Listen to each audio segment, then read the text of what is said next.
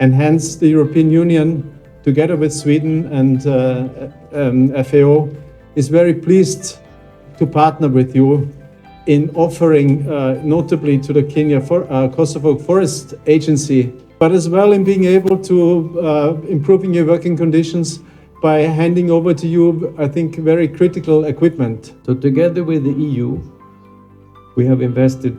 at least 2.5 million euros through the last years in the FAO program to support the legal reforms, the staff training,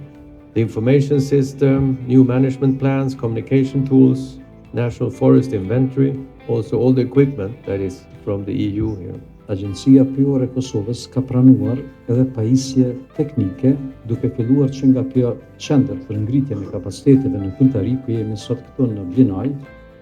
por po ashtu edhe makinat të cilat sot janë 8, por edhe më herët e kemi pranuar 6 sosh për punë në teren. Gjithashtu ne kemi pranuar edhe pajisje të teknologjisë informatike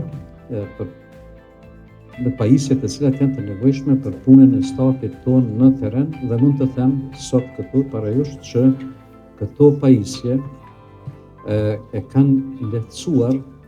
punën e stafit tonë në synim rritjen e efektivitetit dhe efikasitetit të punës të stafit të Agjencisë Pyjore të Kosovës. Për të shfrytzuar sa më mirë këto pajisje, FAO me ekipin e vet ka organizuar sesione të trajnimeve me anëtarët e njësive të APK-s dhe ka certifikuar trajnerët udhëheqës të këtyre njësive për të vijuar më pas me sesione të rregullta të ngritjeve të kapaciteteve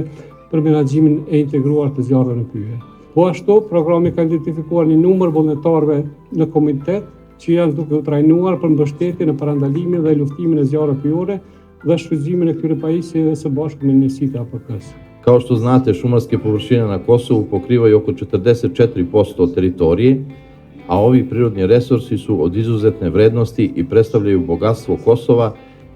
zato što imaju veliki potencijal da doprinesu održivom ekonomskom razvoju naše zemlje. U isto vreme, tokom poslednjih godina, kroz projekte finansirane od donatora, šumarski sektor Kosova dobio je značajnu i stručnu podršku koja je omogućila jačanje i razvoj kapaciteta kao unapređenje održivog korišćenja šumarskih resursa.